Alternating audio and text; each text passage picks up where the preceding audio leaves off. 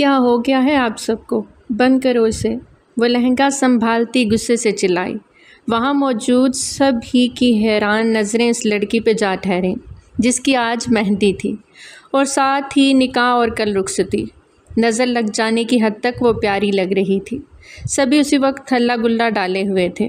شیخ صاحب اس وقت گھر پہ نہیں تھے۔ سب کزنز مل کے اس بات کا فائدہ اٹھاتے اونچی آواز میں میوزک لگائے بہت شور شرابہ کر رہے تھے جسے وہ سہن نہ کر پائے۔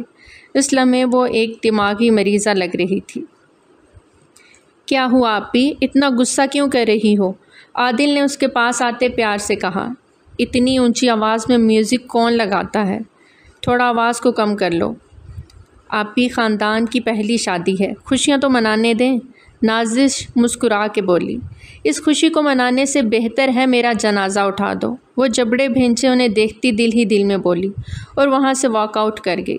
اپنے کمرے میں آتے دروازہ لاک کیا اور پھوٹ پھوٹ کے رو دی۔ کاش مجھے محبت نہ ہوئی ہوتی، وہ شخص میری زندگی میں نہ آیا ہوتا تو آج میں بھی۔ اس کے موبائل پہ کال آنے لگی۔ نمبر دیکھ اس کے ہاتھ کانپے، آنسو پونچھتے کال ریسیو کی۔ کہاں تھی تم؟ کتنی دیر سے کال کر رہا ہوں، اٹھا کیوں نہیں رہی تھی؟ وہ بھڑکا۔ ریحان آج مہندی ہے میری اور نکاح بھی، وہ قرب سے بولی۔ آگے کچھ پل خاموشی چھا گئی۔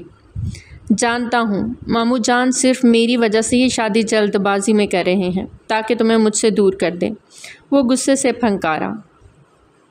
لیکن میں ایسا ہونے نہیں دوں گا۔ تمہارے وہ بڑے بابا کو کیا لگتا ہے تمہیں اپنی بہو بنا کے وہ مجھ سے میرا حق چھین لیں گے؟ کنیز یاد رکھنا تم میری تھی، میری ہو اور میری ہی رہو گی، وہ جارحانہ انداز میں بولے جا رہا تھا۔ سب ختم ہو گیا ہے ریحان، اس شادی کے بعد ہم دونوں، وہ روئی۔ یہ شادی نہیں ہونی چاہیے کنیز، سنا تم نے؟ تم یہ شادی نہیں کرو گی۔ ریحان کی بات پہ کنیز کا دل بری طرح دھڑکا۔ کیا مطلب؟ ہم بھاگ کے آج ہی نکاح کریں گے، میں تمہیں لینے آ رہا ہوں، تم اپنا ضروری سامان پیک کر لو، ہم یہاں نہیں رہیں گے۔ ریحان کی باتیں سنتی وہ بری طرح گھبرائی۔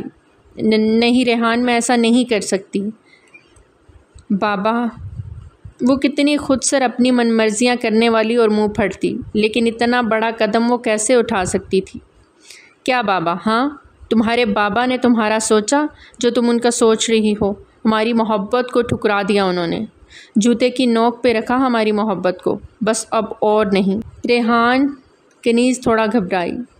کنیز صاف صاف بتاؤ، کیا تم مجھ سے پیار نہیں کرتی؟ کرتی ہوں، بہت زیادہ کرتی ہوں۔ کنیز پھر سے رو دی۔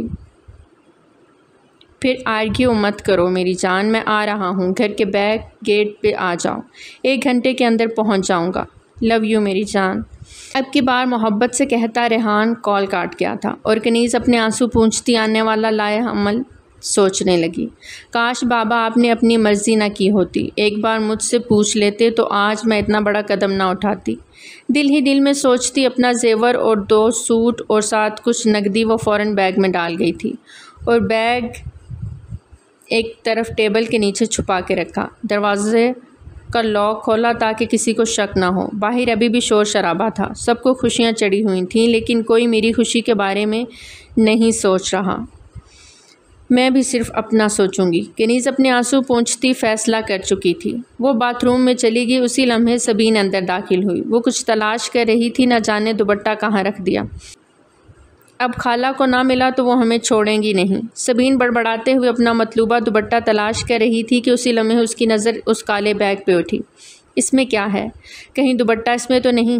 سبین سوچتے ہوئے وہ بیگ کھولنے ہی لگی تھی کہ جھٹ سے کنیز نے اس کے ہاتھ سے بیگ چھینا۔ کیا مسئلہ ہے؟ کیوں چھیڑ رہی ہو میرے بیگ کو؟ کنیز بھڑکی تھی۔ وہ آپی، وہ دوپٹہ ڈھونڈ رہے تھے ہمیں لگا شاید اس میں ہے۔ سبین نے صفائی دینے چاہی۔ اسی لمحے کنیز کے موبائل پہ کال آنے لگی جو ریحان کی تھی۔ ٹھیک ہے، باہر جا کے ڈھونڈو، میرے روم میں کوئی دوپٹہ نہیں، اسپاٹ انداز میں کہتے اس نے سبین کو باہر نکال کے دروازے پہ لاک لگا دیا تھا۔ کہاں ہو؟ پیکنگ کر لی؟ ریحان نے رازدارانہ انداز میں پوچھا۔ ہاں، سب پیک کر لیا، تم کہاں ہو؟ اب کنیز بہت حوصلہ کرتی بولی تھی۔ بس آ رہا ہوں، زیادہ دیر انتظار نہیں کرنا پڑے گا، ابھی سب اندر بزی ہیں، تم بہانے سے باہر نکل سکتی ہو۔ ریحان اسے سمجھا رہا تھا اور بس بعد میں سر ہلاتی کھڑکی کے پاس سے ہٹ گئی، جبکہ باہر کھڑی سبین کے قدموں تلے سے زمین نکلی۔ اس نے کنیز کے موبائل پہ ریحان کالنگ لکھا دیکھ لیا تھا۔ وہ نہیں جانتی تھی یہ کون ہے، وہ بس اتنا جانتی تھی دولہے کا نام زاویان تھا، ریحان نہیں۔ وہ انہی قدموں پہ الٹا بھاگی حویلی کے اندرونی حصے کی جانب بڑھی۔ سبھی کتنا خوش تھے، ہر طرف ہی میوزک کا شور شرابہ تھا، سب کے چہرے پہ خوشی تھی، لیکن وہ کچھ پل کی ہی تھی۔ سبین کو سمجھ نہ آیا کس سے یہ بات کہے، اس کا دل بری طرح دھڑک رہا تھا۔ اسے اپنی خالہ سے ڈر بھی تو لگتا تھا، خالو انکل گھر پہ نہیں تھے، وہ کس سے کہے۔ 18 سالہ سبین کی آنکھوں میں آنسو بھر آئے، سب طرف نگاہ دوڑائی۔ اسی لمحے عدنان اندر آتا دکھائی دیا۔ وہ جلت میں تھا اور کام میں مصروف تھا۔ وہ کنیز کا بڑا بھائی تھا اور شادی کی تمام تر ذمہ داریاں اس بندے نے سنبھالی ہوئی تھیں۔ وہ بہت خوش تھا، اس کی لاڈلی بہن کی شادی تھی جو اس کے بڑے ابو کے گھر بیاہ کے جا رہی تھی۔ وہ شادی میں کسی قسم کی کوئی کسر نہیں چھوڑنا چاہتا تھا اور دھوم دھام سے شادی کر رہا تھا۔ اسی وقت وہ بلیک کلر کے شکن زدہ شلوار قمیض میں ملبوس اپنے کمرے کی جانب بڑھا۔ سبین بھاگتے ہوئے اس کے پیچھے لپکی۔ اس سے پہلے کہ وہ اپنے کمرے کا دروازہ لاک کرتا، سبین اس کے پاس جا پہنچی۔ ایدی بھیا، وہ پھولے سانسوں سے بولی۔ اسے دیکھ عدنان کے ماتھے پہ 2 بل پڑے۔ کیا مسئلہ ہے؟ وہ ناگواری سے بولا۔ وہ ہمیں آپ سے کچھ بات کرنی ہے۔ وہ اٹک اٹک کے بولتی عدنان کو غصہ دلا رہی تھی۔ ابھی میں بزی ہوں، بعد میں بات کرتا ہوں۔ وہ اپنی کبرٹ کی جانب بڑھنے لگا کہ سبین نے اس کی کلائی تھامی۔ عدنان نے غصہ بھری نگاہ سے اسے دیکھا۔ بات بہت ضروری ہے ایدی بھائی، پلیز سن لیں ورنہ بہت دیر ہو جائے گی۔ وہ کنیز آپی۔ ارے سبی، تم یہاں ہو؟ اچانک سے کنیز کی آمد پہ سبین کا رنگ فک ہوا۔ عدنان کی کلائی پہ گرفت بھی سخت ہوئی۔ اس کا یوں گھبرانا عدنان نے بھی نوٹ کیا۔ وہ دوپٹہ جو تم ڈھونڈ رہی تھی میرے روم میں تھا، آؤ تمہیں دوں۔ بھیا یہ بھی نہ چھوٹی چھوٹی بات کے لیے پریشان ہو جاتی ہیں، آپ کام کریں۔ کنیز اس کا ہاتھ سختی سے تھامے عدنان کی طرف مسکراتے ہوئے دیکھتی سبین کو اپنے ساتھ باہر لے جانے لگی۔ سبین نے دھیرے دھیرے عدنان کی کلائی چھوڑ دی اور کنیز کے ساتھ باہر نکلتی چلی گئی۔ عدنان اپنی کلائی پہ سبین کے ناخنوں کے نشان دیکھتا سر نفی میں جھٹک گیا اور کبرٹ کھولے اس میں سے اپنا لاکر اوپن کیا۔ 5,000 ہزار کی 2 گٹھیاں نکالتے لاکر بند کرتا وہ باہر نکلا اور مردان خانے کی جانب بڑھ گیا۔ کنیز سبین کو روم میں لے جاتے دروازہ لاک کرتے اس کے چہرے پہ ایک زوردار تھپڑ جڑ گئی۔ سبین ڈرتے ہوئے اسے دیکھنے لگی۔ کیا بتانے جا رہی تھی تم بھیا کو؟ بولو۔ کنیز نے دانت کچکچاتے ہوئے اس کی جانب دیکھا۔ وہ کنیز سے 7 سال چھوٹی تھی اور کنیز اس پہ اچھا خاصا رعب بھی جماتی تھی۔ اس کی حیثیت اس گھر میں اتنی نہ تھی کہ کنیز کا مقابلہ کر سکے۔ وہ یہاں بہت کم آتی تھی۔ اس کے والد کی کار ایکسیڈنٹ میں وفات ہو گئی تھی۔ اس کی امی سمینہ اپنے بھائی عمر دین کے ساتھ رہتی تھیں جو اسی شہر میں تھے، لیکن ان کے گھر وہ ماں بیٹی نوکروں کی طرح ہی رہتی تھیں۔ ان کا امیرانہ طرز زندگی ان دونوں ماں بیٹی کے لیے ایک بہت بڑا امتحان تھا، لیکن بھائی نے سر چھپانے کے لیے چھت دے دی تھی۔ ان کی بیٹی کو BA تک اچھی تعلیم دلوا دی، ان کے لیے یہی بہت تھا۔ اب بھی سبین کا یہاں آنے کا کوئی ارادہ نہ تھا۔ اس کی والدہ طبیعت ناسازی کی وجہ سے نہ آ سکیں تو اس کی خالہ زہرا نے سبین سے کہا کہ اسے بھیج دیں، کام میں ہاتھ بٹا دے گی، جبکہ سبین نے آتے ہی سارے کام اپنے ہاتھ میں لے لیے تھے۔ وہ نخیز کھلتا معصوم سا روپ اس وقت ایک تھپڑ کھا کے زمین پہ گرا تھا۔ اس کا سفید گال اس وقت لال ہو چکا تھا۔ اس کے گال پہ 5 انگلیوں کے واضح نشان تھے۔ نہیں کچھ نہیں، وہ سخت گھبرا گئی تھی۔ تمہیں شرم نہیں آتی؟ جس تھالی میں کھاتی ہو اسی میں چھید کرتی ہو۔ کنیز نے اس کے بال زور سے کھینچے تو وہ تڑپ ہی گئی۔ اس کے کالے ریشم جیسے لمبے بال کی چوٹیوں میں اس وقت شدید قسم کی درد کی ٹیسیں اٹھی تھی۔ ہمیں چھوڑ دیں آپی، ہم کچھ نہیں کہیں گے، وہ بلکتے ہوئے بولی۔ اپنی چونچ بند رکھنا ورنہ وہ حال کروں گی کہ ساری زندگی یاد رکھو گی۔ کنیز غصے سے پھنکاری۔ اس شادی سے اسے اس قدر غصہ آ رہا تھا، وہ سارا غصہ اس نے سبین کے چہرے پہ تھپڑ مار کے اتارا۔ سبین گھبرائے ہوئے اسبات میں سر ہلاتی کنیز کو دیکھنے لگی۔ اس کا چہرہ دیکھ کنیز نے گہرا سانس خارج کیا۔ زیادہ زور کا لگ گیا کیا؟ میرا ارادہ نہیں تھا، بس مجھے غصہ تھا، اور تم بھی تو حد کرتی ہو نا، اگر کچھ دیکھ لیا سن لیا تو اپنے پیٹ تک رکھو نا۔ فوراً جا کے ایدی بھائی کو بتانے لگی۔ جانتی بھی ہو وہ کس قدر غصے والے ہیں۔ اور وہ بہت پیار سے اس کے نرم و نازک گال پہ ہاتھ پھیر رہی تھی جہاں اس نے تھپڑ مارا تھا۔ کنیز آپی، آپ گھر چھوڑ کے جا رہی ہیں؟ کنیز نے اس کے لبوں پہ ہاتھ رکھے اسے چپ رہنے کا اشارہ کیا۔ میرے کسی معاملے میں ٹانگ مت اڑانا سبین، ورنہ بہت برا پیش آؤں گی، کنیز نے غصیلے انداز میں کہتے موبائل پہ ریحان کی آتی کال دیکھی۔ وہ پہنچ گیا تھا، اب کنیز کو یہاں سے نکلنا تھا۔ وہ اپنی طرف سے اپنے حق میں بہت اچھا فیصلہ لے رہی تھی، لیکن اس کے ساتھ کس قدر برا ہو سکتا تھا یہ اس نے سوچنا بھی گوارا نہیں کیا تھا۔ میں آ رہی ہوں، صرف 5 منٹ۔ کنیز ریحان کو موبائل پہ بولتی سبین کو ایک نظر دیکھتی اس کے ہاتھ میں بیگ پکڑایا، اس کا ہاتھ پکڑ کے باہر لائی۔ آپ ہمیں کہاں لے کے جا رہی ہیں؟ سبین گھبرائی تھی۔ چپ کر کے چلو میرے ساتھ۔ وہ اس لیے بہت طریقے سے ادھر ادھر دیکھتی آگے بڑھ رہی تھی کہ ریحان کی کال آنے لگی۔ ایک طرف ہو کے اس کی کال ریسیو کی۔ آ رہی ہوں۔ یہ سبین کی بچی کو سب پتہ چل گیا ہے، وہ کہیں بھانڈا نہ پھوڑ دے، اس کا بھی تو بندوبست کرنا ہے نا، ورنہ ہمارے نکلتے ہی سب کو بتا دے گی۔ ریحان کی بات پہ وہ اسے تفصیل سے بتانے لگی۔ اسے کہاں ساتھ لا رہی ہو؟ اسے کسی روم میں بند کر دو تم اور نکلو۔ ریحان نے تب کے فون بند کیا۔ اس وقت وہ شیخ صاحب کی حویلی کے گیٹ پہ بائک کے ساتھ کھڑا تھا۔ وہ نہیں چاہتا تھا کوئی اسے دیکھ لے، خاص کر ادیان۔ اس سے ویسے ہی ریحان کو خار تھی۔ وہ بے چینی سے کنیز کا انتظار کر رہا تھا جو سبین کی کلائی سختی سے تھامے شش و پنج میں پڑ گئی تھی۔ اسی لمحے زہرا موم اسے ایک کمرے سے نکلتی دکھائی دی، جو کنیز فوراً سبین کی کلائی تھامے اسے ایک کمرے میں لیے غائب ہوئی۔ آپی پلیز ہمیں جانے دیں، ہم کسی سے کچھ نہیں کہیں گے۔ سبین آنکھوں میں آنسو لیے منمنائی۔ چپ رہو، آواز نہ نکلے تمہاری، کنیز دانت پیستے بولی اور کچھ سوچتے ہوئے سبین کو باتھ روم لے جاتے اسے باتھ روم میں بند کر کے۔ آپی پلیز دروازہ کھولیں۔ سبین بری طرح گھبرائی۔ کمرے میں تو کوئی نہ کوئی آ ہی جائے گا، باتھ روم کی جانب کسی کا دھیان کم ہی پڑے گا۔ آپی پلیز دروازہ کھولو۔ سبین کی روتی آواز کنیز کے کانوں سے ٹکرائی۔ نہیں، ایسے ہی شور کرے گی تو کوئی آ جائے گا، اس کا کچھ اور ہی کرنا ہوگا۔ کنیز تیزی سے دماغ چلاتی بیڈ کے نیچے جھک کر بیٹ نکالا۔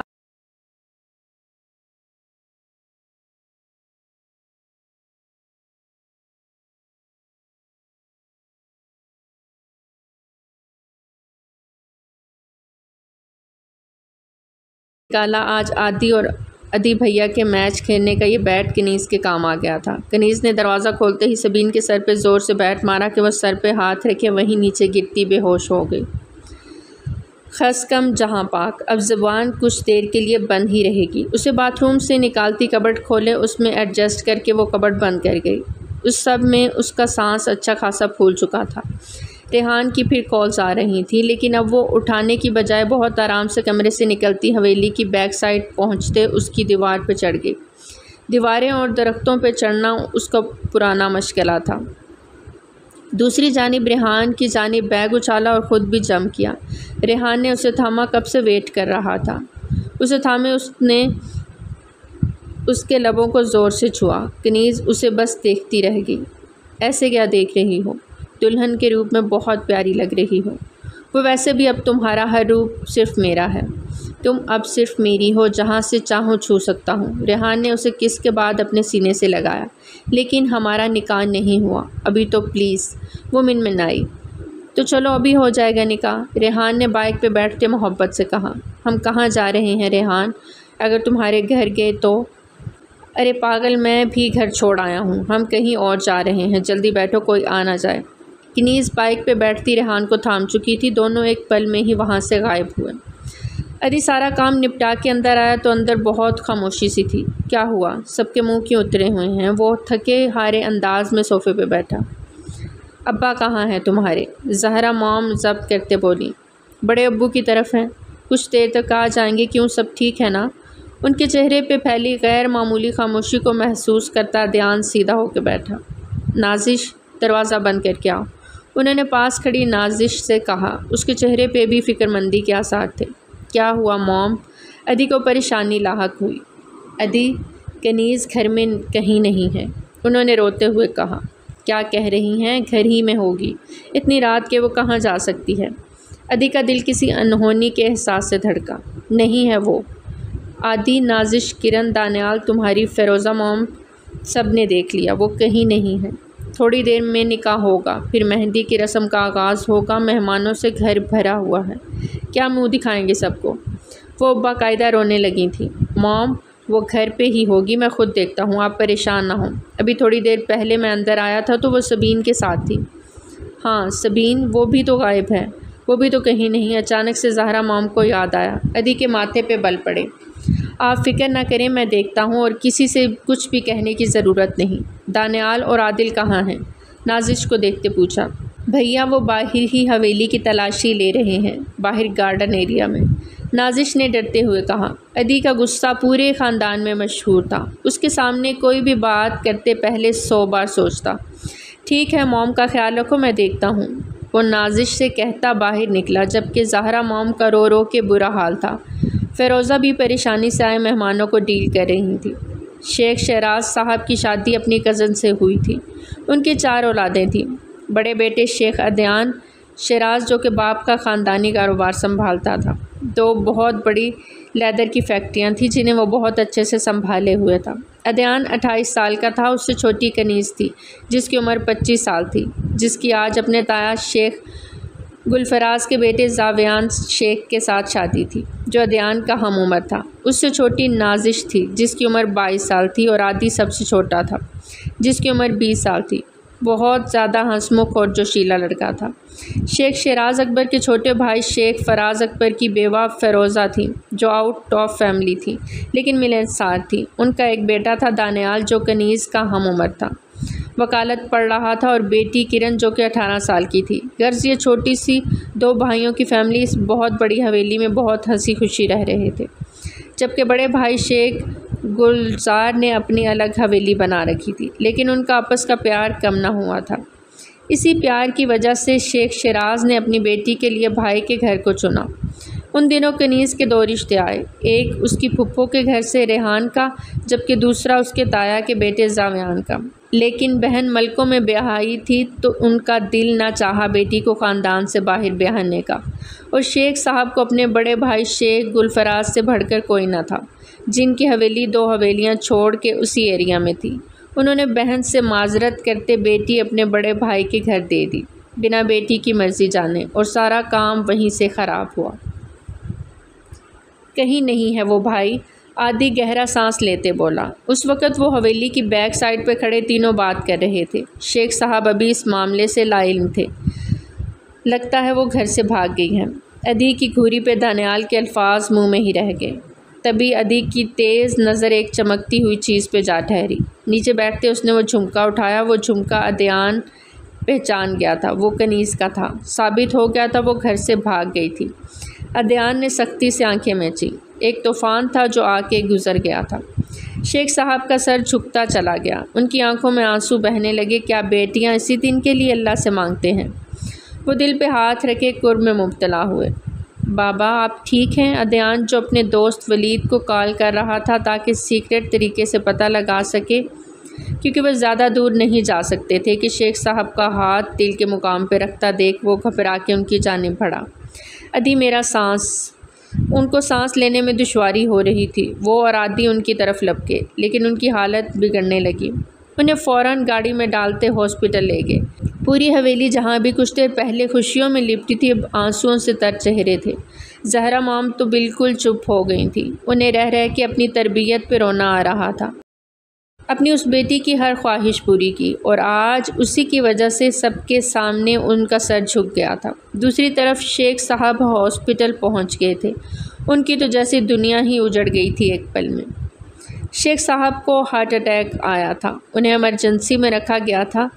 سر پلیز یہ فارم فل کر دیں اور کاؤنٹر پہ پیسے جمع کروا دیں، ایک نرس نے عدنان سے کہتے آگے قدم بڑھائے۔ دانی، عادی تم دونوں یہیں رکو، میں آتا ہوں۔ وہ بڑا تھا، اسے حوصلے سے کام لینا تھا۔ کاؤنٹر پہ پیمنٹ سبمٹ کروانی تھی۔ عدنان جلدی میں اپنا والیٹ گھر پہ ہی چھوڑ آیا تھا۔ وہ دونوں کو وہیں رہنے کا کہتا خود گھر کے لیے نکلا۔ کیسے ہیں اب تمہارے بابا؟ حویلی داخل ہوتے ہی زہرا مام نے روتے ہوئے پوچھا۔ ICU میں ہیں، دعا کریں سب ٹھیک ہو جائے گا انشاءاللہ۔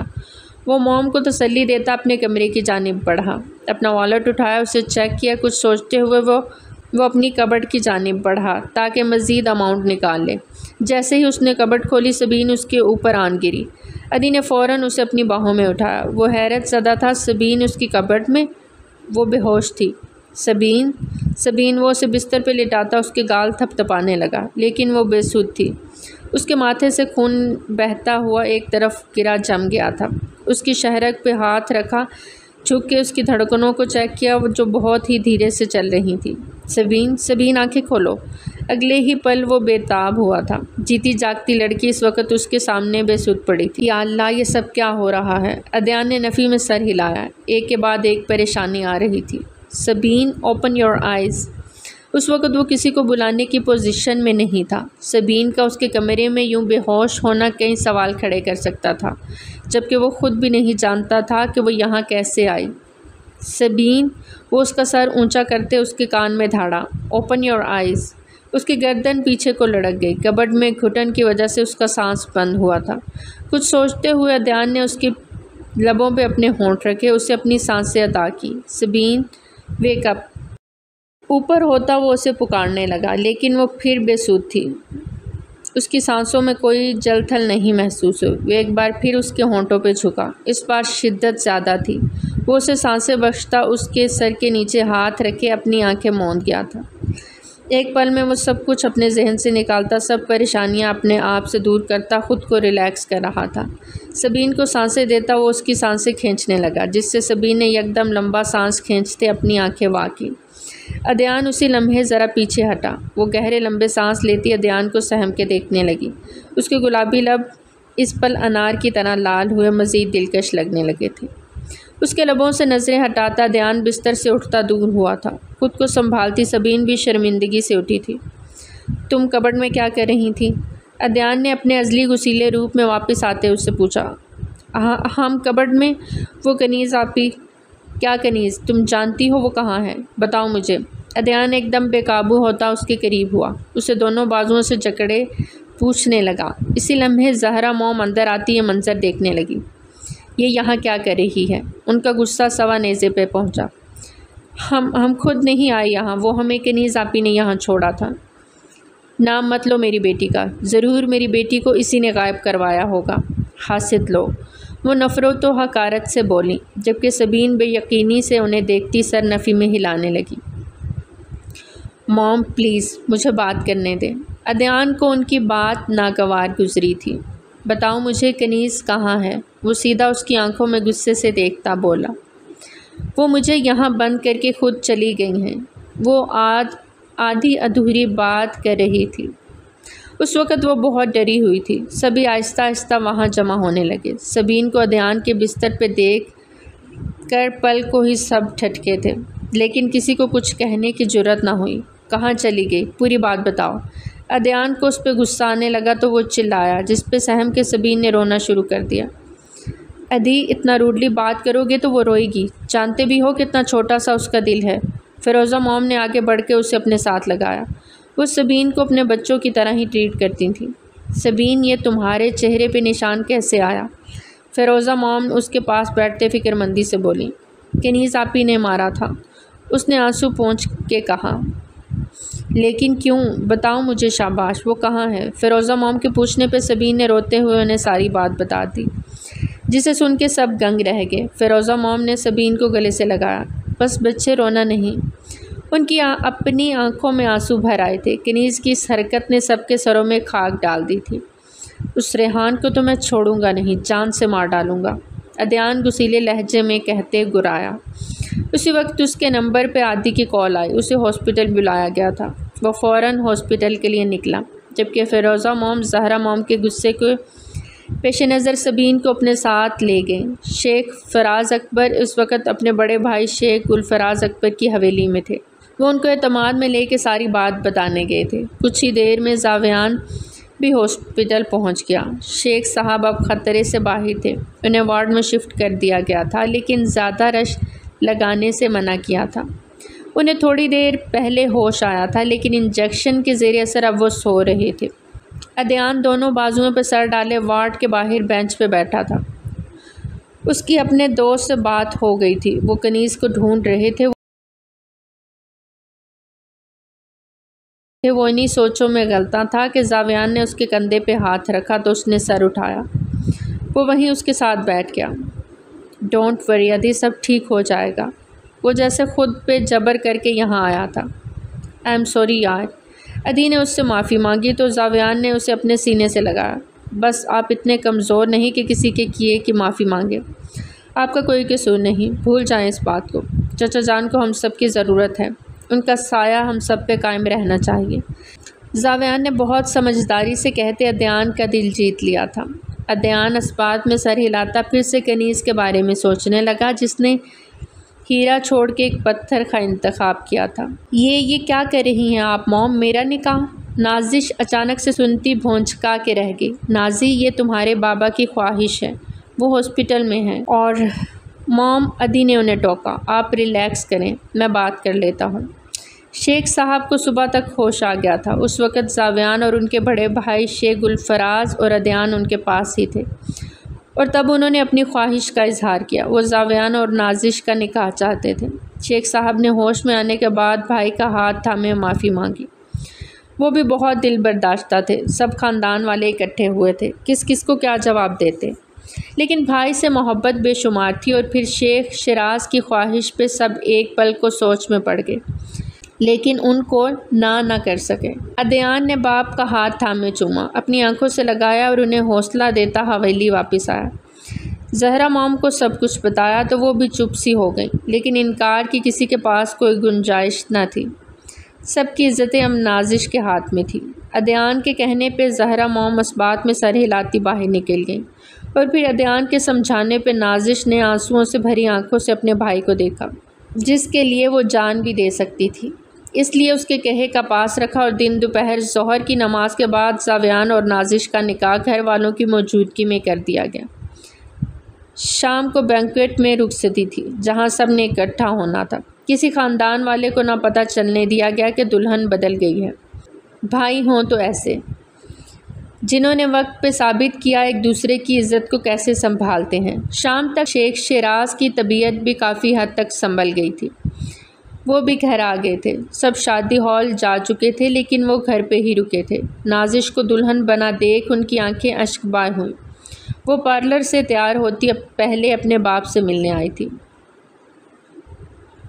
بابا، اب رونا نہیں آپ نے، اس نے باپ کے آنسو پونچھے۔ عدیان، میری آج سے صرف 3 اولادیں ہیں، تم، نازش اور عادل۔ مر گئی وہ میرے لیے۔ قرب سے انہوں نے آنکھیں میچ لیں۔ عدیان نے لب بھینچے۔ سب اس وقت شادی حال میں تھے۔ زہرا موم شوہر کے پاس گھر پہ ہی رکی تھی۔ حال میں سب اپنے چہروں پہ مسکان سجائے ہوئے تھے، لیکن دل سبھی کے اداس تھے۔ نازش کا گھونگھٹ نہیں ہٹا تھا۔ رخصتی کے بعد عادی اور دانیال عدیان کے پاس آئے تھے۔ بتائیں بھائی، اب کیا کرنا ہے آگے؟ عادی اپنا غصہ ضبط کرتا بولا۔ جو ہونا تھا وہ تو ہو گیا، اب چلو ماموں صاحب سے مل کر آتے ہیں۔ ویسے بھی ان کی فیملی میں سے کوئی نہیں آیا شادی میں، ملاقات تو بنتی ہے نا؟ عدیان دانت کچکچاتے ہوئے بولا۔ اب ان تینوں کا رخ مہر ملک کے گھر کی جانب تھا۔ بڑی سی گاڑی وہاں جا کے رکی تو مین گیٹ پہ زور سے دستک ہوئی۔ اندر بیٹھے لوگ بری طرح گھبرا گئے۔ وہ آ گیا وہ، میں نے کہا تھا وہ آئے گا۔ آپ نہیں مانے، بلکیس بیگم رو دیں۔ ارے چپ رہو، ہمارا کیا قصور، ہم نے کیا کیا ہے؟ وہ بغیرت نکل گیا ان کی لڑکی کو لے کے، تو کیا وہ چھوڑیں گے؟ ملک صاحب بری طرح پھنکارے۔ دروازہ کھل چکا تھا۔ عدیان اپنی گھنی مونچھوں کو تاؤ دیتا اس وقت ڈرائنگ روم میں بیٹھا تھا۔ اس کے دائیں طرف دانیال جبکہ بائیں طرف عادل کھڑا تھا۔ مہر ملک نے ہال میں قدم رکھا تو ٹھٹک کر رہ گئے۔ دیکھو عدیان شیخ، مجھے نہیں پتا وہ بدبخت کہاں ہے، اس میں ہمارے گھر کا کوئی فرد شامل نہیں، تو ہمیں ہراس نہیں کر سکتے۔ مہر ملک ہمت کرتے فوراً بولے، اپنی بیٹی کو لے کر آؤ۔ عدیان کی کرخت آواز پہ مہر ملک کا دل تھما، تو وہیں دوسری طرف دانیال کے دل کو بھی ہاتھ پڑا، لیکن وہ اس وقت کچھ بھی نہیں کہہ سکتا تھا۔ حالات کچھ بھی کہنے کی اجازت نہیں دے رہے تھے۔ مہر ملک اپنا سر پکڑ کے بیٹھ گئے۔ فروا وہاں خود ہی آ گئی، اس کی آنکھوں میں ڈھیروں آنسو تھے۔ وہ جانتی تھی اب کیا ہونے والا ہے۔ بھائی کے کیے کی سزا اسے ملنی تھی۔ ایک دکھتی نظر دانیال پہ ڈالی جو عدیان کی زیرک نظروں سے مخفی نہ تھی۔ عادل، مولوی صاحب کو اندر لے کے آؤ۔ عادل فوراً باہر نکلا اور صحن میں موجود مولوی صاحب جنہیں وہ ساتھ لائے تھے اندر لے آیا۔ مولوی صاحب نکاح شروع کریں۔ عدیان کے الفاظ پہ فروا ایک چیئر پہ ڈھیسی گئی۔ وہ تو محبتیں چاہتی تھی، یہاں کیا ہو رہا تھا اس کے ساتھ؟ فروا ملک بنت مہر ملک، آپ کا نکاح شیخ دانیال فراز ولد شیخ فراز کے ساتھ 1,00,000 سکہ راج الوقت طے پایا۔ کیا آپ کو یہ نکاح قبول ہے؟ مولوی صاحب کے الفاظ پہ وہاں موجود سبھی حیرانی سے عدیان کو دیکھنے لگے۔ دانیال کی تو آنکھیں حیرت سے کھلی رہ گئیں۔ تم میری بیٹی کا نکاح دانیال سے کیوں کر رہے ہو؟ دانیال میرا بھائی ہے اور یہی میرا فیصلہ ہے۔ عدیان نے مہر ملک کی بات گراتے ہوئے کاٹی، اور پھر کچھ ہی پل میں نکاح ہو گیا۔ بلقیس بیگم نے بیٹی کو گلے سے لگاتے ہوئے روتے ہوئے رخصت کر دیا۔ دانیال تم فروا کو لے کے چلو، میں آتا ہوں، عدیان نے سخت لہجے میں کہا تو وہ اسے لیے باہر نکلا۔ عادل مولوی صاحب کو اپنے ساتھ باہر لے گیا۔ چاہتا تو یہاں خون کی ندیاں بھی بہا سکتا تھا۔ آپ کے بیٹے نے ہماری عزت کا جنازہ نکالنے میں کوئی کسر نہیں چھوڑی، جس کی سزا اسے ضرور ملے گی، لیکن پھر بھی ایک بات کی آپ تسلی رکھ سکتے ہیں، آپ کی بیٹی کو عزت سے اپنے بھائی کے ساتھ رخصت کروا کے لے جا رہا ہوں۔ مہر ملک کو ماتھے پہ بل ڈالے کہتا وہ مڑا۔ قصوروار صرف میرا بیٹا نہیں، تمہاری بہن کنیز بھی برابر کی قصوروار ہے۔ بلقیس بیگم تڑپ کے بولی، میں کسی کنیز کو نہیں جانتا۔ عدیان کے لہجے میں انتہا کی سختی تھی۔ وہ کہتے رکا نہیں تھا، بھیا یہ سب۔ دانیال ابھی بھی باہر کھڑا تھا جبکہ فروا گاڑی کے اندر بیٹھی اپنی قسمت کے اس کھیل کو دیکھ رہی تھی۔ دانیال یہ جو سب کچھ ہوا ہے نا، اس کے بعد تمہاری محبت ادھوری رہ جانی تھی، اور میں نہیں چاہتا تھا کہ ایک اور داستان جنم لے جو ہمارے خاندان کی عزتوں کو رول دے۔ بھیا کیا آپ اپنے دانیال کو نہیں جانتے؟ اگر مجھے میری محبت نہ بھی ملتی تو یقین جانے میں ایسا کوئی گرا ہوا کام نہ کرتا جو ریحان نے کیا ہے۔ دانیال نے عدیان کا ہاتھ تھامے کہا، جانتا ہوں، یقین ہے مجھے تم پہ۔ تم فروا کو لے کر گھر چلو، میں آتا ہوں۔ بھیا گھر والے، انہیں کیا جواب دوں گا؟ دانیال پریشان ہوا۔ تمہیں کوئی جواب دینے کی ضرورت نہیں، میں خود آ کے بات کر لوں گا، عدیان نے اسے تھپکی دیتے کہا، اور وہ حویلی کی جانب گامزن ہو گئے۔ عدیان کا رخ اب اپنی خالہ سمینہ کی طرف تھا۔ سبین اسی رات ہی واپس چلی گئی تھی، وہ شادی میں شریک نہیں ہوئی تھی۔ گاڑی میں بیٹھا وہ سوچ کے رہ گیا، اس دن سبین کا اس کے کمرے میں ہونا اور پھر اسے چوٹ لگنا۔ بے اختیار اس کے ہاتھ اپنے لبوں پہ آ کر رہ گئے۔ لائف کی پہلی کس، وہ بھی اس چھوٹی سی لڑکی کو۔ عدیان سر نفی میں چھٹکتا گاڑی سٹارٹ کر گیا تھا۔ یہ سب کیا ہے دانیال؟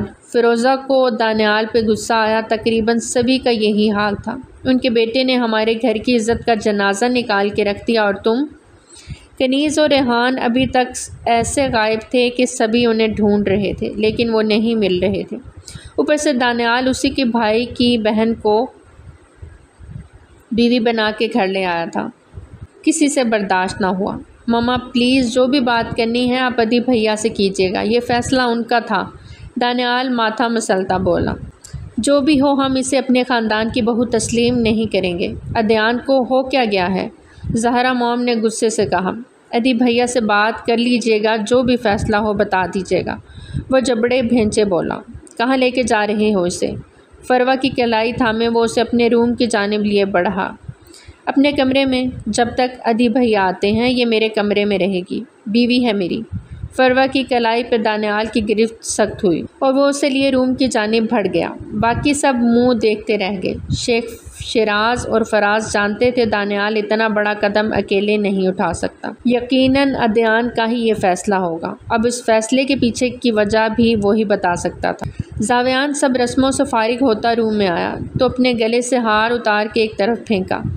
گہرا سانس بھرتے وہ ڈریسنگ کے سامنے کھڑا اس گھونگھٹ میں موجود نسوانی وجود کو دیکھتا خود کے اشتعال پہ قابو نہیں رکھ پا رہا تھا۔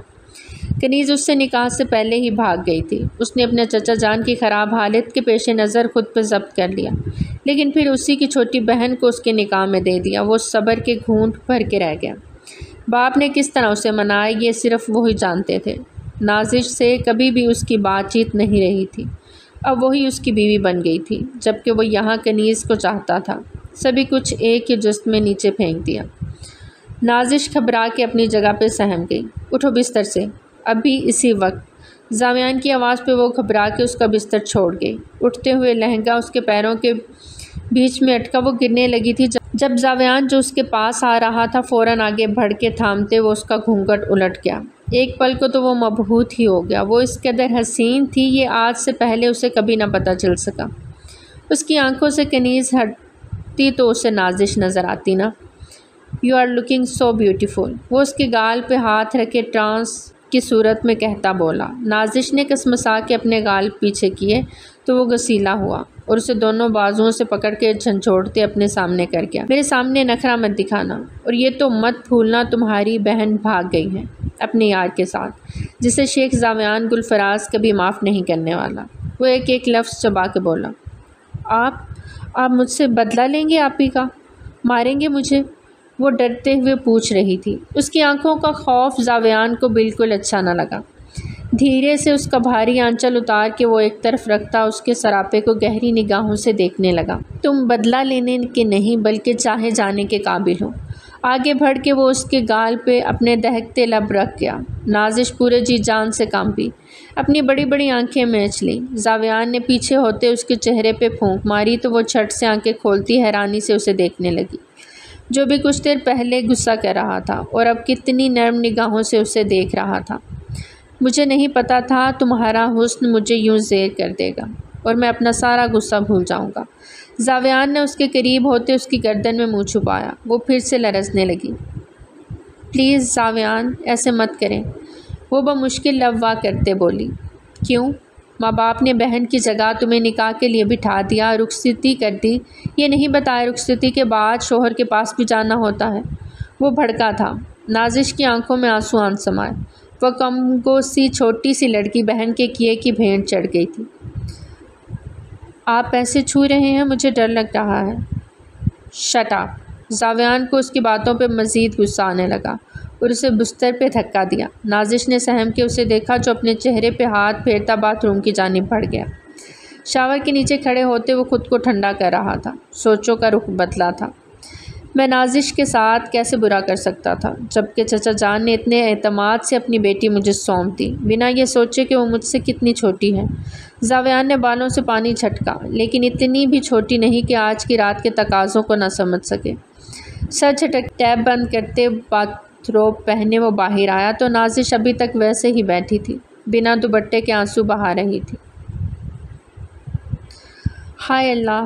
زاویان کو اس طرح باتھ روب میں دیکھتی وہ اپنی آنکھوں پہ جھٹ سے ہاتھ رکھ گئی۔ زاویان کے لبوں کو مسکراہٹ نے چھوا۔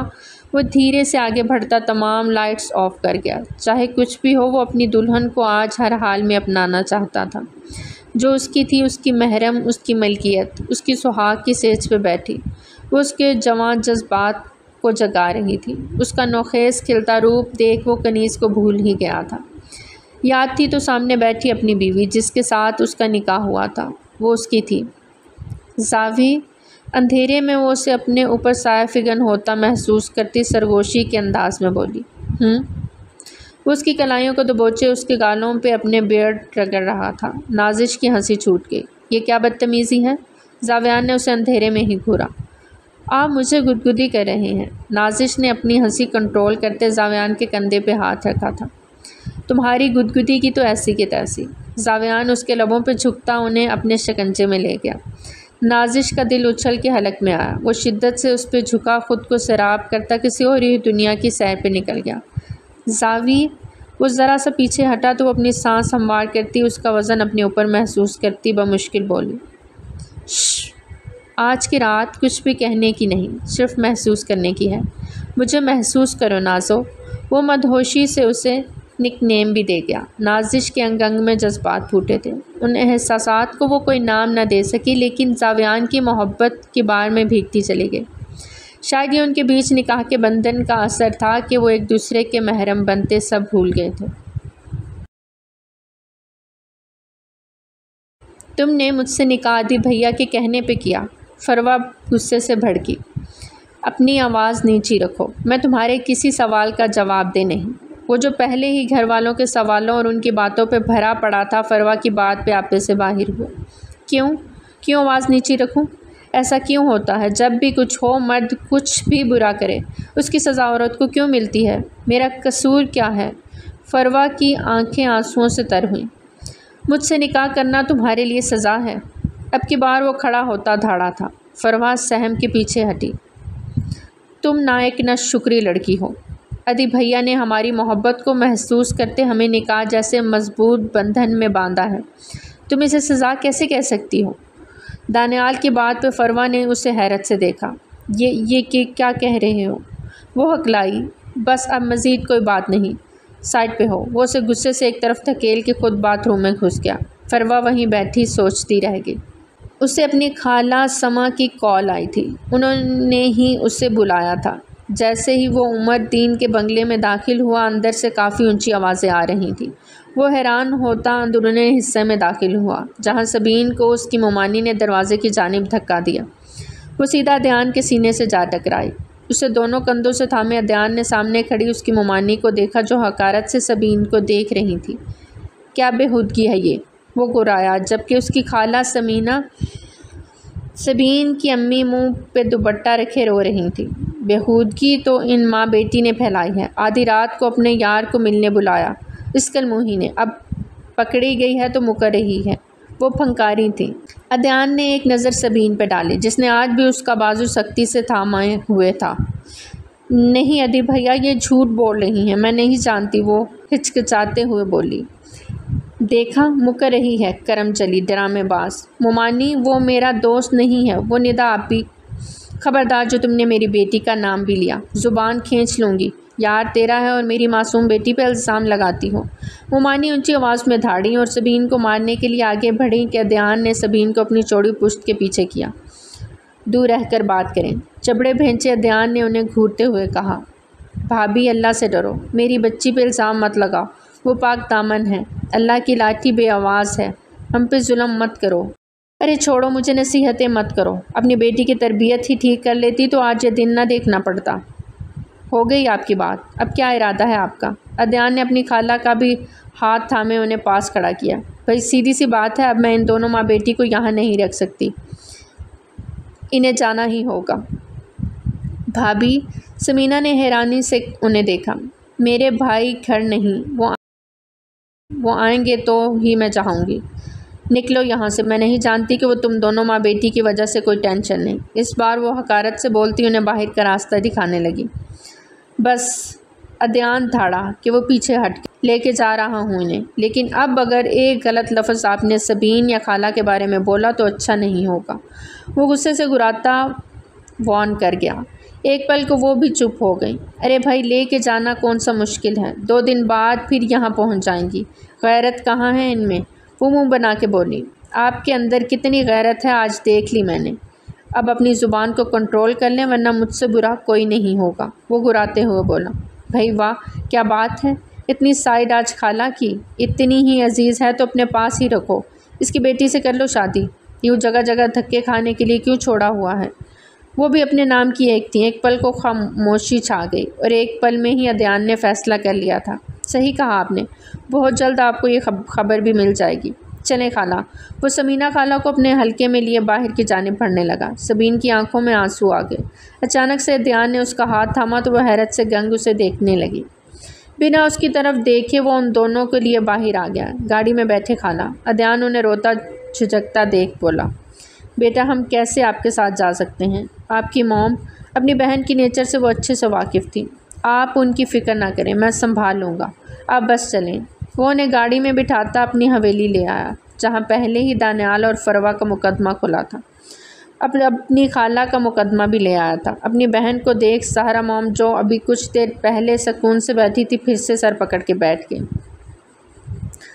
خیریت، انہیں اتنی رات کے کیوں لائے ہو؟ زہرا موم نے ماتھے پہ بل ڈالے پوچھا۔ سمینہ خالہ کی نظریں خود بخود جھک گئیں۔ کہنے کو سامنے کھڑی عورت ان کی بڑی بہن تھی، لیکن دولت کے نشے میں وہ اپنی اکلوتی بہن کو بھول چکی تھیں۔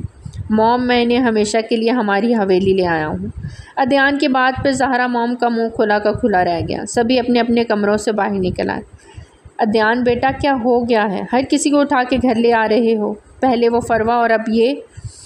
موم، فروا کا دانیال سے نکاح ہوا ہے، اور پلیز اس بات کو مدعا بنا کے کوئی فروا کے ساتھ برا رویہ مت رکھے، یہ نکاح میں نے کروایا ہے۔ بیٹا لیکن کوئی تو وجہ ہوگی، یوں اچانک؟ فراز صاحب بھی بیچ میں بولے، جبکہ فیروزہ بیگم کو اس نکاح سے کوئی اعتراض نہیں تھا۔ وہ بہت محبت کرنے والی ملنسار خاتون تھی۔ وقت آنے پہ بتا دوں گا چچا جان، کیا آپ کو مجھ پہ بھروسہ نہیں ہے؟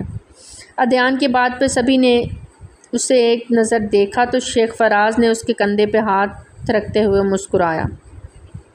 ہمارے خاندان کے سب سے بڑے بیٹے ہو تم اور ہمارا مان اور غرور ہو۔ ہمیں یقین ہے تمہارا کوئی بھی فیصلہ غلط نہیں ہو سکتا۔ فروا آج سے ہماری بہو ہے۔ آپ سب بھول رہے ہیں اس کے بھائی نے کیا کیا۔ میری معصوم بیٹی کو بھگا کر لے گیا اور آپ اسی کی بہن کو عزت بنا کے۔ موم، آپ کی بیٹی دودھ کی دھلی نہیں تھی۔ ادیان کو آج پہلی بار اپنی زہرا موم کی بات سخت ناگوار گزری۔ ادی، انہوں نے حیرت سے بیٹے کو دیکھا۔ موم پلیز اس بات کو تسلیم کر لیں، آپ کی بیٹی بھی برابر کی قصوروار ہے، اسے معصوم مت بولیں۔ ہاں، میں اس کے لیے اب صرف اتنا کہوں گا، ہو سکے تو اسے معاف کر دیجیے گا۔ ادیان کا لہجہ نم ہوا۔ زہرا موم کو دل میں کچھ چبھا تھا، جیسے ادیان جانتا تھا کنیز کہاں ہے۔ ان کی آنکھیں بھیگ گئیں۔ باقی میں نے فیصلہ لیا ہے کہ خالہ آپ سے ہمارے ساتھ رہیں گی اور ان کی بیٹی سبین نکاح کے بعد میرے ساتھ۔ ادیان کی نئی بات پہ سبھی کی آنکھیں حیرت سے کھلی رہ گئی۔ ادیان، سوچ سمجھ لو، وہ تم سے 10 سال چھوٹی ہے۔ زہرا موم ادیان اور سبین کے رشتے کے خلاف تھی۔ باقی کسی کو کوئی اعتراض نہ ہوا، لیکن ادیان موم کو بھی منانا چاہتا تھا اور اس وقت ان کے پاس بیٹھا تھا۔ اپنے انکار کی وجہ دیتے وہ نرمی سے بولی، موم، چھوٹا ہونے سے کیا ہوتا ہے؟ وہ بالغ ہے، 18 سال کی ہے اور نکاح کے لیے بالغ ہونا ہی ضروری ہے۔ ویسے بھی عمروں کا شادی سے کوئی لینا دینا نہیں، چاہے لڑکے کی عمر چھوٹی ہو اور لڑکی کی بڑی۔ وہ دھیمے لہجے میں بولا، سوچ لو ادیان، جیسی تمہاری نیچر ہے وہ کیا ڈھل جائے گی تمہارے ساتھ؟ موم، اسے میں اپنے رنگ میں رنگ لوں گا۔ ادیان نے مسکرا کے کہا، اب اس کا کچھ نہیں ہو سکتا۔ وہ گہرا سانس خارج کر کے بولی تو وہ مسکرا دیا۔ پھر مان جائے نا، وہ ان کا ہاتھ تھامے بولا، مجھے کوئی اعتراض نہیں، اور میں کوئی بھی اعتراض کر لوں تمہارے پاس سب کے جواب ہیں، کیونکہ محبت کا کوئی علاج نہیں، اور لگتا ہے میرے بیٹے کو بھی محبت والی بیماری ہو گئی ہے۔ انہوں نے اس کا کان پیار سے کھینچا۔ بس کچھ ایسا ہی سمجھ لیں۔ اپنی پہلی کس یاد کرتا وہ دھیمے سے مسکراتا اٹھ گیا۔ ایک طرف سب مان گئے تو دوسری طرف سبین نے انکار کر دیا۔ کچھ ہی دیر پہلے خالہ سمینہ اسے سبین کا انکار بتا کے گئی تھی۔ ادیان کا دماغ تو بری طرح ہی گھوما تھا۔ اس کی انکار کی جرت کیسے ہوئی؟ وہ دندناتا ہوا سیدھا سبین کے کمرے میں چلا گیا۔ وہ ابھی شاور لے کے نکلی تھی۔ قمیض جسم کے ساتھ چپکی تھی، دوپٹہ دور بستر پہ پڑا تھا۔ سبین کی سانسیں منتشر ہوئیں۔ ادیان نے دروازے کو لاک لگاتے اس کی طرف پیش قدمی کی۔ ادی بھائی، چپ۔ وہ گھبرا کے پیچھے دیوار کے ساتھ جا لگی۔ سانسیں گہری ہو گئی تھیں تو نگاہ بھٹک کے اس کے نازک سراپے پہ جا ٹھہری۔ انکار کیوں کیا تم نے؟ اپنی نظروں کا زاویہ اگلے ہی پل بدلتا وہ گھراتے ہوئے پوچھ رہا تھا۔ ہمارا آپ کے ساتھ کوئی جوڑ نہیں۔ یہ تم طے کرنے والی کون ہوتی ہو؟ اس کی بات پوری کرنے سے پہلے اچک لی۔ سبین کی آنکھیں جھلملانے لگیں۔ اس کے آنسو دیکھ ادیان کا دل پسیج گیا۔ دیکھو سبین، میں نے یہ فیصلہ لیا ہے اور سوچ سمجھ کے لیا ہے، اور ایک بار فیصلہ لینے کے بعد میں پیچھے نہیں ہٹتا۔ اگر تمہیں کوئی انسیکیورٹیز ہیں تو مجھے بتاؤ۔ وہ اب کی بار نرم لہجے میں بولا، ہمیں آپ سے ڈر لگتا ہے، آپ کا غصہ۔ وہ پلکیں اٹھاتی گراتی اس وقت ادیان کے دل پہ بجلیاں گرا رہی تھی۔ بالکل غصہ نہیں کروں گا، کبھی بھی نہیں۔ بس تم اچھے بچوں کی طرح میری سب باتیں مان جایا کرنا۔ میں ہمیشہ تمہیں پیار کرتا رہوں گا، ٹھیک ہے؟ وہ اسے پیار سے ہینڈل کر رہا تھا۔ آپ ہم پہ غصہ نہیں کریں گے؟ سبین کی بس اس کے غصے سے ہی جان جاتی تھی۔ ادیان نے اپنا نچلا لب دانتوں تلے دبایا۔ آج غصے سے ڈر رہی ہے، کل پیار سے ڈرے گی۔ اپنے بالوں پہ ہاتھ پھیرتے وہ اسے دیکھتا اپنی مسکراہٹ دبانے لگا۔ ہرگز غصہ نہیں کروں گا، بس پیار کروں گا، ڈھیر سارا۔ وہ اس کے قریب ہوتا، اس کے چہرے پہ اپنی پرتپش سانسیں چھوڑتا زہر پھونک رہا تھا۔ سبین بس اسے یکٹک دیکھے گئے۔ وہ مسکراتے ہوئے پیچھے ہٹا۔ یار، دیکھنے میں تو بہت ہاٹ لگتی ہو، لبوں سے بھی میٹھی ہو۔ باقی شادی کے بعد ٹیسٹ کروں گا، فرصت سے۔ وہ اس کا گہرائی سے جائزہ لیتا، ایک آنکھ ونک کرتا روم کا لاک کھولتا باہر نکل گیا۔ سبین نے اپنی رکی ہوئی سانسیں بحال کی تھی۔ اس کا دل الگ ہی لے میں دھڑک رہا تھا۔ اگلے ہی پل دوپٹہ لیتے وہ ادیان کے بدلے رویے تک کو سوچنے لگی۔ ادیان کے فیصلے سے سب خوش تھے کیونکہ وہ خوش تھا۔ فروا کو شیخ صاحب کی حویلی میں بہو کا درجہ دے دیا گیا تھا۔ دانیال اور فروا کے بیچ کی غلط فہمی دور ہو گئی تھی۔ فروا اس کا ساتھ پا کے خوش تھی، لیکن اپنے بھائی کے لیے اداس بھی تھی جو اس نے یہ حرکت کی۔ نازش زاویان کے ساتھ حویلی آئی تو وہ بھی بہت خوش دکھائی دے رہی تھی۔ شیخ صاحب اپنی اس فرما بردار بیٹی کو خوش دیکھ مطمئن ہو گئے تھے۔ زاویان نے نازش کو دل سے اپنا لیا تھا۔ ایک ہفتے بعد بالآخر سب کو قائل کر کے اپنی ماں کو منا کے عدیان نے سبین سے نکاح کر لیا تھا۔ سب کے ہاتھ دعا کے لیے اٹھے تو عدیان کے چہرے کو ایک مسکراہٹ نے چھوا۔ مبارک ہو بہت بہت بیٹا۔ سب سے پہلے اس کے بابا نے اسے گلے لگا کے مبارکباد دی۔ صرف قریبی رشتہ داروں کی موجودگی میں نکاح ہوا تھا۔ دوسرے دن عدیان، سبین اور دانیال فروا کا ایک ساتھ ولیمے کی تقریب تھی۔ سمینا، میں نے ہمیشہ تمہارے ساتھ زیادتی کی ہے، ہو سکے تو مجھے معاف کر دینا۔ زہرا نے اپنی چھوٹی بہن سے معافی مانگی تو انہوں نے زہرا کو گلے سے لگایا۔ غموں کے بادل چھٹ گئے تھے، سبھی خوش تھے، لیکن کنیز وہ کہاں تھی؟ اس کی کمی تو سب کو ہی کھل رہی تھی۔ فلیش بیک: جس رات وہ بائک پہ نکلے تھے کچھ ہی وقت گزرا کہ ان کا بہت برا ایکسیڈنٹ ہوا۔ خوشی اور آزادی کے نشے میں وہ دونوں ہی چور تھے۔ اسی دوران کنیز اپنا لہنگا سنبھال نہ پائی اور وہ لہنگا بائک میں پھنستا چلا گیا، جس وجہ سے وہ دونوں گر کے زخمی ہو گئے۔ لیکن صرف اتنا ہی نہیں، وہ مصروف روڈ پہ گرے تھے۔ رات کا وقت تھا، ایک گاڑی نے انہیں بہت زور سے ہٹ کیا، جس کی وجہ سے ریحان کے دماغ پر چوٹ لگی اور کنیز کی ٹانگیں ٹوٹ گئی۔ دونوں ہی گھر سے بھاگے نئی زندگی کی شروعات کرنے والے تھے، لیکن اللہ کو کچھ اور ہی منظور تھا۔ وقت رہتے عدیان کے دوست نے اسے اطلاع دے دی، جو انہیں اسی روڈ پہ ڈھونڈ رہے تھے۔ وہ بنا کسی کو بتائے وہاں پہنچا، دونوں کو ہاسپٹل پہنچایا، جہاں ڈاکٹرز نے دونوں کو بچا تو لیا، لیکن ریحان کوما میں چلا گیا، جبکہ کنیز اپاہج ہو گئی۔ عدیان اس رات بہت رویا۔ ICU کے باہر کھڑا وہ اپنے آنسو پونچھ رہا تھا۔ اندر کنیز کو آکسیجن ماسک لگا تھا۔ کاش ایک بار مجھے کہہ دیتی کنیز، میں زمین آسمان ایک کر دیتا، لیکن تمہیں تمہاری محبت سے ملوا دیتا، یہ چور رستہ کبھی نہ اپنانے پڑتا۔ وہ دکھی تھا، کہیں نہ کہیں وہ سب گھر والوں کو اس کا قصوروار سمجھ رہا تھا۔ جو بڑے اپنی من مرضیاں چلاتے بنا اپنے بچوں کی مرضی جانے ان کا رشتہ کر دیتے ہیں۔ وہ گھر لوٹ آیا تھا، ابھی کنیز کو صحتیاب ہوتے بہت وقت لگنا تھا۔ وہ تب تک کسی کو بتا کے مزید تکلیف نہیں دینا چاہتا تھا، اس لیے چپ سادھ لی۔ جیسے ہی وہ اپنے گھر میں داخل ہوا، وہ حجلہ عروسی میں گھونگھٹ نکالے بیٹھی تھی۔ عدیان دروازہ لاک کرتا اس کے قریب آیا۔ اس کا لرزنا وہ اچھے سے محسوس کر سکتا تھا۔ دھیرے سے اس کے پاس بیٹھتا اس کا گھونگھٹ الٹ گیا۔ ایک قیامت سا حسن تھا اس کا۔ عدیان کی دھڑکنیں سر پر دوڑنے لگی۔ سبین، جاؤ جا کے چینج کر لو، بہت ہیوی ڈریس ہے۔ وہ دھیما سے کہتا اس کے پاس سے اٹھ گیا۔ جی۔ وہ حیران ہوئی، اسے تو نازش نے کچھ اور ہی بتایا تھا آج کی رات کے بارے میں۔